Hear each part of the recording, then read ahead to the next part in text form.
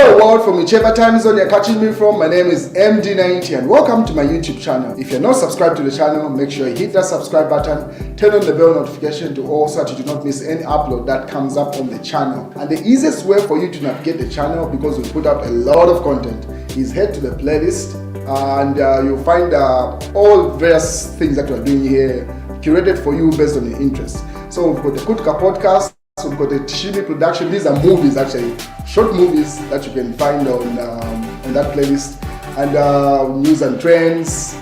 We do a lot. We do vlogs. We do a lot on this channel. So the easiest way for so that you don't lose yourself, you find that there's a vlog here. The next thing is main news. So for you. Well, there seems to be a lot of progress that is coming from South Africa with regard to the funeral of the late President Edgar Chagwa Lungu. It seems like the government of the Republic of Zambia and the Lungu family are coming to some agreements. They are agreeing on certain points. I'll update you as the news goes on. So as you may remember, where things stand is that they're waiting for a decision from the Constitutional Court to decide the way forward. But if you remember, the new lawyer that the Edgar Chagwa Lungu family had hired stated to say talks between the Zambian government and the Lungu family were taking place. So he had hopes to say they will come to a conclusion even prior to them coming back to court. So that weekend, nothing came up really from those talks, or they decided to keep it off the grid. So it seemed like they were not having talks, and people are just like, okay, he was just storing for him to establish more time for them to pretty much delay the court case so that he can push it to the Constitutional Court. But as of today, there seems to have been a lot of progress, and attributing to the fact that they are actually talking and speaking from the same hymn book. So if you remember yesterday, the Secretary General for the United Party for National Development, UPND, the ruling government, instructed all the structures of the UPND to stop issuing statements, and instead to say only the official government channel was going to be used in that communication. And they did not state exactly if it's going to be the Minister of Information or the Chief Government Spokesperson, Cornelius Mwetwa, who's going to issue those statements. But as of today, it's been established that the man that you see on screen there, Mr. Patrick Chagwa, who's the Secretary to the Cabinet, is the only government official, or his office is the only one that is instructed to issue statements with regard to this prior process and where things are standing. So that's one thing that has come up. That's a document that was published by the Cabinet Office, circular, pretty much stating the way forward as things proceed. And then on the other side, also, the Lungu family also reiterated the same point, pretty much re-echoing the same point that the Zambian government was putting across, which was put across by Emmanuel Mwamba. And he put up this article to say, no public statements on Edgar Chagwa Lungu's funeral and burial. And then he attaches the images of the Secretary to the Cabinet and also UPND Secretary General, who had instructed yesterday. I'm pretty sure you saw that broadcast yesterday. But according to this statement, so following the adjournment Sindai of the case between the Attorney General and the family of the late president in the South African High Court, Gauteng Division, have advised that both parties must use the opportunity to halt hostile communication and attempt to re-enter into renegotiation again. I am pleased to note that two key statements that have been issued by the side from President Hakainde Hichilema and the Secretary to the Cabinet, Mr. Patrick Chagwa, has banned public statements and commentary by government officials regarding to the funeral and burial of Zambia's sixth President, Dr. Edgar Chagwa Lungu. As government continues to seek an appropriate resolution to the burial of the sixth President of the Republic of Zambia, Mr. Edgar Chagwa Lungu, you are hereby informed that the Office of the Secretary to the Cabinet will be the sole exclusive source for all official statements on the ongoing court case and burial process. Furthermore, UPND Secretary General Watuke Himenda has issued a similar statement banning party officials from commenting on the matter. This is a welcome gesture, that's according to Emmanuel Mwamba. This is a welcome gesture in my view. We pray that she says that he hopes the people that have been issuing scandalizing information will heed to the advice that has come from the Secretary General and also Secretary to the Cabinet. This will show sincerity in the attempt to mend the broken trust and build bridges amicably, foster an atmosphere in which a matter can be resolved. Similarly, on our side, that now is speaking on behalf of the Lungu family and their side, similarly on our side, until we notice strict adherence to the above pledge from the Secretary to the Cabinet and the SG, we must take similar measures to curb public statements and allow guidance from the Edgar Lungu family through their spokesperson, Honorable Makebi Zulu, on this matter. This will help foster the appropriate atmosphere to help restart the failed negotiations and hopefully finally have a settlement or settle this matter outside court.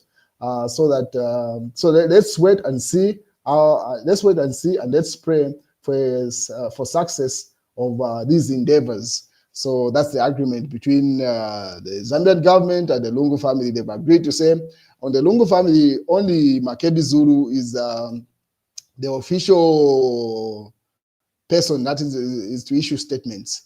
No one from the Patriotic Front, be it the acting president, Given Winda or Nakachinda, none of them. Only what Makebi Zulu says, that's what will be regarded as the family statement. And only what Mr. Patrick, Secretary of the Cabinet, says will be regarded as a statement coming from government and the UPND government. Any other statements coming from any other structure can be disregarded, and penalties might fall from both institutions. So that's where the agreement is coming from. Both sides have agreed to say only 2 individuals are permitted to issue statements on this regard. This simply shows the talks might yield results.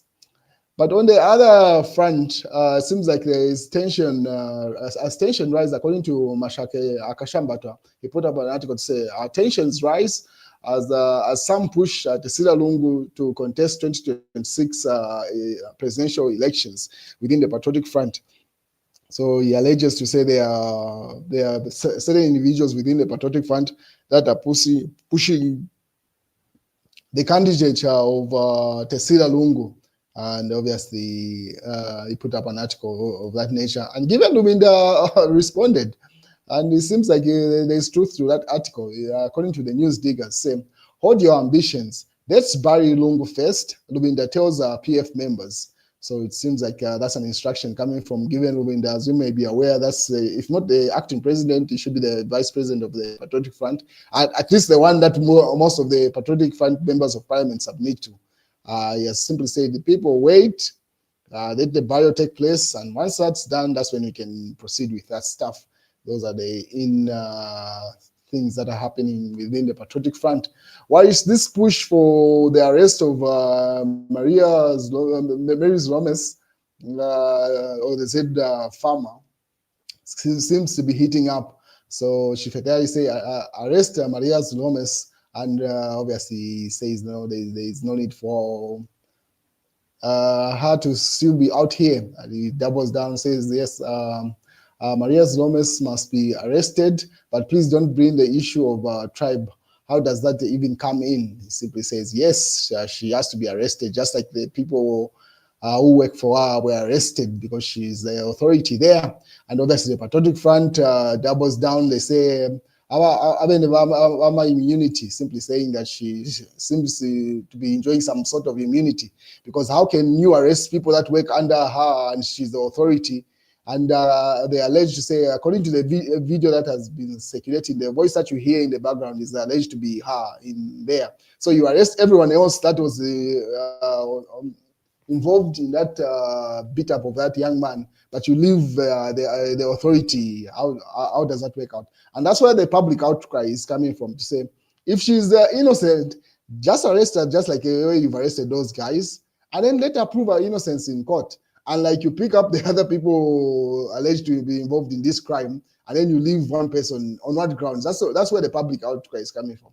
If she's innocent, let her have a time in court, and then let her be proven innocent, and like you totally leave her out. That's where this thing is all coming in, because now they're pushing in, they're implicating the mother. As you may be aware, the mom is the boss at the Electoral Commission of Zambia, or the chairperson there. Some people are saying, is it because of proximity to power, and that's why she was exempted from those arrests? That's where the public outcry is coming from, saying, just the way you've arrested those guys, they're going to be given the chance to prove their innocence in court. But for now, she's supposed to be picked out just like any other guy. But as of this broadcast, I don't think she's been arrested. Let's wait and see how that plays out. But this issue is not dying down anytime soon. The public outcry seems to be just getting hotter. So the easiest thing is just arrest her, and then and let her face the full structure of the justice system. If she's innocent, she'll walk free. But otherwise, then the consequences are supposed to follow, and like leaving her out. That's the bone of contention, really, with regard to this Z Farmer issue. Obviously, Chifetayari alleges to say that some investigations were happening in Chagwa, and then say Maria must just be arrested, must be arrested. He obviously keeps on doubling down. It's not leaving that to chance. And a number of people have been re-echoing the same point, to say, hey, how do you leave the boss out and then arrest the employees? Obviously, it's alleged they are working under instruction. Anyway, let's wait and see how that issue plays out. But on the other hand, judgment was expected with regard to Joseph Malanji's case. As you may be aware, there's a number of court cases. And today, one of the judgments was supposed to be issued. And he did not appear in court. It's alleged to say he was sick. And according to Chifetayari, I think Malanji, Wapola, sick note. The court American fake doctor has been summoned. So according to Chifetayari, the doctor that had issued the Malanji's sick note was summoned by the judge, simply saying he needs Joseph Malanji to appear before the court so that the judgment may be rendered. And I don't think that doctor that issued the court, the sick note did appear before court, so probably it's been adjourned, if not to Monday. Sure, a new date to be announced. But at this point, it's simply delaying the inevitable. If he's likely to be found guilty or innocent, might as well just get it over and done with. Maybe he's hoping to do it on a Monday so that he can apply. Is it for bonds or bail? Because if it was today, he would have spent the entire weekend in police cells. So maybe that's a strategy. But for now, according to what was presented in court, Joseph Malanji was sick, and that's why he wasn't in court. But the judge refused that and demanded to say, if not him, let the doctor that issued that sick note appear. A doctor now, according to Chifetayari, he says he alleged that even the doctor himself says he needs a doctor to write him a sick note like he did for Malanji, because magistrate wants him in court. So when the magistrate demanded the doctor that issued the sick note appear, Chifetayari alleges to say that even the doctor himself got sick. And obviously just doubling down on the same issue there. We are in hell. Haga in the UPND have messed up the country. That's according to Changala in the mass newspaper there. And obviously the wages of sin, Cinderman kills themselves hanging after defying a 10-year-old neighbor's daughter. That's in the Detroit Times. Daily Nation explained diesel shortage, puzzle. And obviously Kaikam with his wife, shocks and disappoints HRC. And it should be like, is it a correctional service there? The statement where she was saying, yes, husband isn't receiving the right medical treatment he requires in prison. And then on the other hand, Calabar can't be giant with 3 votes in by-elections, Mohabi. So Mohabi has been striking at Hari Calabar, but I understand where Mohabi is coming from. Calabar has been speaking a big game, but with very little results to show for it. Because if you remember, he was part of, is it for Uka Alliance or Tose Alliance, one of the alliances he was in, He walked away. It's alleged to say it's because they could not pick him as the presidential candidate for those individuals, and decided to give it a shot most of the by-elections. Because if you remember, most of the by-elections, the opposition were fielding one candidate, and they go and campaign for that candidate. But Harikava and his party decided to step away and give it a shot themselves. But their performance has been extremely pathetic. But when you hear him speak, he's so confident that he's going to push out President Hakainde Hichilema in 2026 and become president. Some people now are asking to say, where is he getting this delusion from? Because his performance on the ground is very pathetic. But then again, he speaks a big game. So where is that? He does not have the political clout within his peers for him to get their endorsement so that they can help him campaign. And then again, he doesn't even have the charisma to convince the general public for them to woo them. So people are asking to say, is it delusion or what? And that's why Mahabi simply says that, hey, no individual position can contest with the UPND at this stage. You need to be a united front. And it's not automatic that because you are part of an alliance, you're going to be the presidential candidate. And so those are infighting that are happening within the opposition.